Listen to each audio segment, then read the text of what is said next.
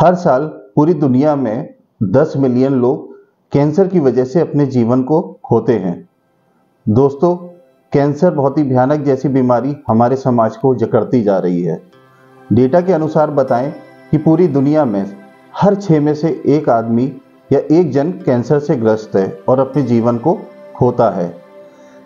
इसका कारण हमारी अवेयरनेस, जो कि कैंसर के प्रति बहुत ही न्यूनतम है, या हम बोले तो एकदम शून्य है।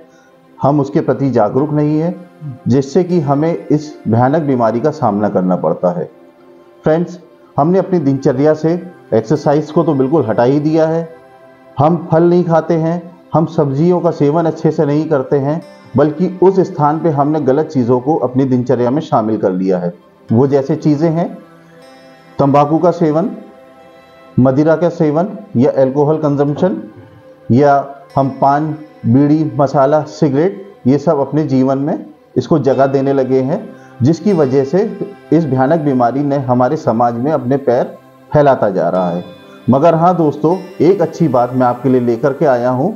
यदि आपने इस बीमारी का सही रहते समय पता लगा लिया या जागरूक हो गए, तो इसको हम अपने समाज से ख़त्म करने में बहुत ज़्यादा कामयाब हो।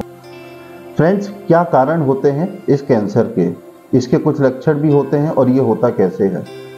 हम देखते हैं एक नॉर्मल सेल की ग्रोथ ऐसी हो जाती है कि वो एक एबनॉर्मल सेल में बदल जाता है। कैंसर सेल ट्रांसफॉर्मेशन जो होता है एक मल्टी स्टेज के थ्रू होता है, जिसमें कि ट्रांसफॉर्मेशन होता है एक नॉर्मल सेल का एक कैंसेरियस सेल में तब्दील होने का। कारण ये होता है, ये जेनेटिकली भी होता है, और कई बार हम देखते हैं ये एक्सटर्नल एजेंट्स इंक्लूडिंग भी होता है, जिसमें कि बहुत सारी चीज़ें हमारी आती हैं एक्सटर्नल एजेंट्स में। फ्रेंड्स, हम देखते हैं एक नॉर्मल सेल कैसे टर्न होता है एक ट्यूमर में, और जो कि वो कैंसेरियस बन जाता है। प्री कैंसेरियस ट्यूमर सेल एक जब मैलिग्नेंट ट्यूमर में बदलता है, तो उसमें जेनेटिकली चेंजेस आते हैं। वो जेनेटिक्स के द्वारा होता है। एक ये कारण होता है। दूसरा कारण होता है फ्रेंड्स हमारा कि एक्सटर्नल एजेंट्स हमारे बॉडी में आते हैं, और वो एक्सटर्नल एजेंट्स क्या हैं मैं आपको वो भी एक्सप्लेन करता हूँ। तो फ्रेंड्स, वो 3 एक्सटर्नल एजेंट्स हैं हमारे: फिजिकल, केमिकल और बायोलॉजिकल। फिजिकल में हम देखते हैं अल्ट्रावायलेट और आयनाइजेशन रेडिएशन, और केमिकल में हम देखते हैं तंबाकू है, अल्कोहल है, और फूड कंटामिनेशन है, जिसमें कि पाते हैं हम ओफ्लैटॉक्सिन, और हम पानी में देखते हैं वाटर भी आजकल कंटामिनेट है, जिसमें कि जो कि हम पीते हैं और उसमें आर्सेनिक होता है। तो जिनमें इन सब चीज़ों की मात्रा अधिक होगी तो वो हमारे लिए अच्छे भी नहीं है, और भविष्य में हमें वो कैंसर जैसी बीमारी दे सकते हैं। तीसरा है मेरा बायोलॉजिकल। उसमें एक इन्फेक्शन हो जाता है, और वो इन्फेक्शन फ्रेंड्स ये हमारा पैरासाइट्स की वजह से भी हो सकता है, और वायरसेस की वजह से भी हो सकता है, और बैक्टीरिया की वजह से भी हो सकता है। ये तीनों भी प्रमुख कारण हैं हमारे कैंसर को डेवलप करने के लिए। दोस्तों, मैं आपको बताना चाहूँगा 30 से 50% केसेस या ये कैंसर जैसी भयानक बीमारी हम जड़ से ख़त्म कर सकते हैं, यदि हमें इसके लक्षण पता हो, इसके रिस्क के बारे में पता हो, जो कि हम रोज़मर्रा की ज़िंदगी में अपने ऊपर उन सब चीज़ों को यूज़ करते हैं, उन गलत संगति में जाते हैं, और हम अल्कोहल लेते हैं, सिगरेट, पान, बीड़ी, मसाला, हम इन सब का सेवन करते हैं।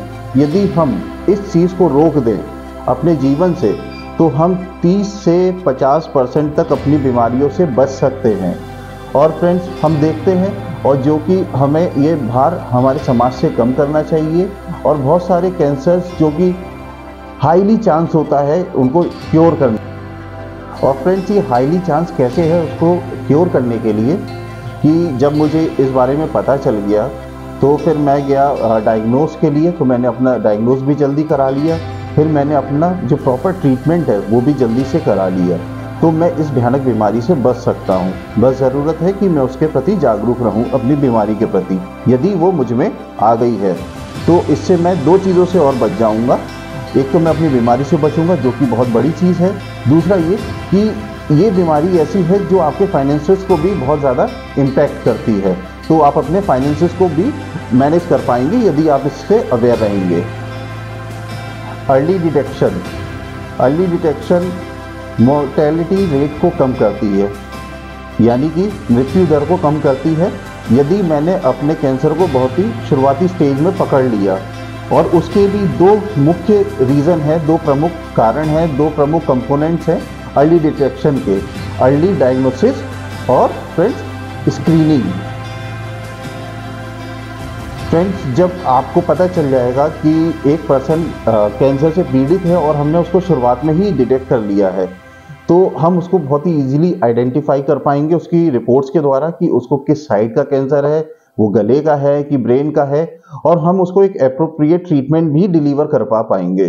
फ्रेंड्स, उसमें हम देखते हैं उसमें हमारा समय भी कम खर्च होता है और डॉक्टर भी हमें बहुत ही अच्छे से रिस्पॉन्स दे पाते हैं, और हम देखते हैं कि हमारी रिपोर्ट्स के आधार पे हम एक बहुत ही अच्छे ट्रीटमेंट को हासिल करते हैं, जिससे कि हमारा ये जो मृत्यु दर है जिसको कि हम एकदम ख़त्म कर सकते हैं, और हमारी एक्सपेंसेस को भी वो सेव कर लेते हैं, क्योंकि हमने अर्ली डायग्नोज करा करके हमने एक अच्छे डायग्नोज को प्राप्त किया और उसके आधार पे हमने अपना इलाज करा लिया, और हम बिना देरी करे अपने ट्रीटमेंट को करा रहे हैं।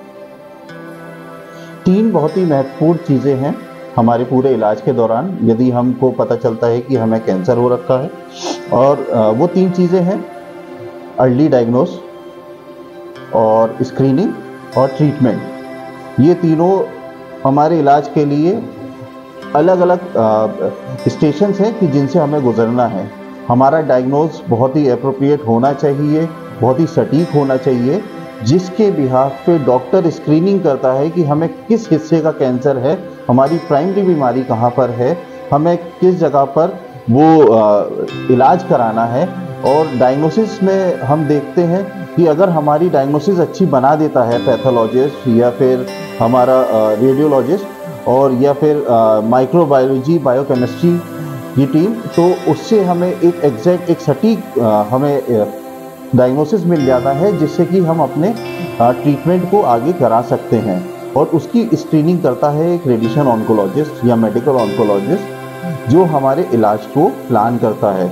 जब हमारा इलाज हमारे डायग्नोसिस के बेस पे प्लान होता है फ्रेंड्स, तो हमें ट्रीटमेंट भी अच्छा मिलता है और हमें समय पर ट्रीटमेंट मिल जाता है, जिससे कि हम अपने जीवन को बचाते हैं और हम अपने एक्सपेंसेस को भी बचाते हैं। क्योंकि फ्रेंड्स, मैं आपको बताना चाहूँगा, कैंसर कोई साधारण बीमारी नहीं है, इसमें बहुत ही ज़्यादा बहुत ही एक्सपेंसिव ट्रीटमेंट है, जिसमें अच्छा खासा पैसा खर्च होता है। यदि हमने अपने इस बीमारी को अपने साथ देर करी इसको डायग्नोसिस करने में, तो हमें इसका बहुत बुरा खामियाजा हर तौर पे भुगतना पड़ता है, चाहे वो शारीरिक हो, मानसिक हो या आर्थिक हो। और हमारे सिम्टम्स के अकॉर्डिंग हमारा ऑन्कोलॉजिस्ट या मेडिकल ऑन्कोलॉजिस्ट, रेडिएशन ऑन्कोलॉजिस्ट हमारे डायग्नोस की तरफ बढ़ता है।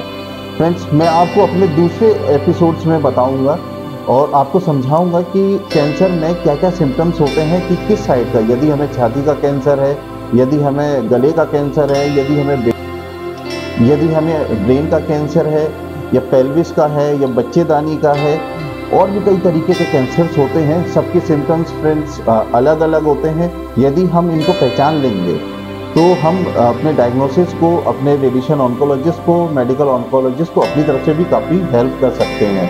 तो फ्रेंड्स, मैं अपने कुछ नेक्स्ट एपिसोड्स में आपको साइड वाइज बताऊंगा कि किस डायग्नोसिस में कौन से इन्वेस्टिगेशन की ज़रूरत पड़ती है, कौन से हमें सिम्टम्स आ रहे हैं, तो हम कौन से डायग्नोसिस में जाएंगे, क्या हम अपनी इन्वेस्टिगेशन उसी के आधार पर कराएंगे। तो फ्रेंड्स, और तीसरा है मेरा पॉइंट ट्रीटमेंट। जब मेरे डायग्नोसिस अच्छा हो गया, स्क्रीनिंग डॉक्टर ने अच्छी कर दी, फिर वो हमें ट्रीटमेंट के लिए भेज देता है, तो मेरा ट्रीटमेंट भी बहुत सही समय पर हो जाता है और मैं अपने जीवन को बचा पाता हूँ। तो इस पूरे टॉपिक पे हम देखते हैं कि हर साल जो 10 मिलियन लोग कैंसर जैसी भयानक बीमारी से फ्रेंड्स अपने जीवन को खोते हैं, और हर 6 में से जो एक जन हमारे बीच में से जाता है। तो यदि हम अपने आप को इस कैंसर जैसी भयानक बीमारी से अवेयर कर लें, तो हम अपने रिस्क को 30 से 50% तक कम कर लेते हैं। तो फ्रेंड्स, मैं आपसे रिक्वेस्ट करता हूँ अपनी एक्सरसाइज को करते रहें, अपने फिजिकल फिटनेस को बनाते रहें और अच्छी डाइट लें, फलों का सेवन करें, तंबाकू गुटखा मसाले से दूर रहें और आज से प्रण कर लें कि मैं इससे अब दूर रहूँगा, इसको हाथ नहीं लगाऊंगा। क्योंकि फ्रेंड्स, हम एक ऐसे समाज में रहते हैं, एक ऐसे देश के अंदर रहते हैं जिससे कि हम अपने परिवारों से बहुत अच्छे से अटैच रहते हैं इमोशनली। यदि हम में से कोई एक जना जाता है तो हम अपने पीछे अपने परिवारों को परेशानी में छोड़ देते हैं, क्योंकि उससे पहले हम अपना एक तो इमोशंस में परेशान करते हैं, दूसरा हम फाइनेंस में परेशान करते हैं। और हम सब लोग फ्रेंड्स ज़्यादातर एक मिडिल क्लास, एक एवरेज क्लास फैमिली से आते हैं, जो जहाँ पर 8-10 लाख रुपए का इलाज होता है तो हमारी कमर टूट जाती है इलाज कराने में। तो दोस्तों, आप कैंसर जैसी बीमारी से अवेयर रहें, इसके बारे में पढ़ें, जानें और समझें, जिससे कि आपको इसके सिम्टम्स, आपको इसके कारण पता होने पाए। और फ्रेंड्स, मैं आखिर में आपसे फिर से ये कहना चाहूँगा, अपने आप को सुरक्षित रखें, सेफ रखें और अपने आप को आने वाली इस भयानक बीमारी से बचाने के लिए तैयार करें फ्रेंड्स। और मैं इससे रिलेटेड और भी टॉपिक्स आपके साथ लेकर के आता रहूँगा। नेक्स्ट मैं जब टॉपिक्स बनाऊँगा उसमें मैं आपके साथ साइड बाई डायग्नोसिस, कौन सी साइड में, कौन से गले में, ब्रेन में, कौन से भी पेल्विस में जो भी कैंसर होते हैं उनके क्या सिम्टम्स होते हैं, उनका ट्रीटमेंट कैसे होता है, ये सारी चीज़ें मैं आपके साथ डिटेल में डिस्कस करूँगा। तब तक के लिए फ्रेंड्स, अगर आपको मेरा वीडियो अच्छा लगता है तो आप इसको लाइक करें, सब्सक्राइब करें और शेयर करें और सबसे ज़रूरी बेल आइकन को भी प्रेस कर लें, जिससे कि मैं जब नया वीडियो अपलोड करूं तो आपको मेरा नोटिफिकेशन मिल जाए और आप दूसरों को भी समाज में हेल्प कर सकें कैंसर जैसी बीमारी से लड़ने के लिए और उससे बचने के लिए। तो फ्रेंड्स, तब तक के लिए अपना ध्यान रखें, सुरक्षित रहें। तब तक के लिए नमस्कार दोस्तों।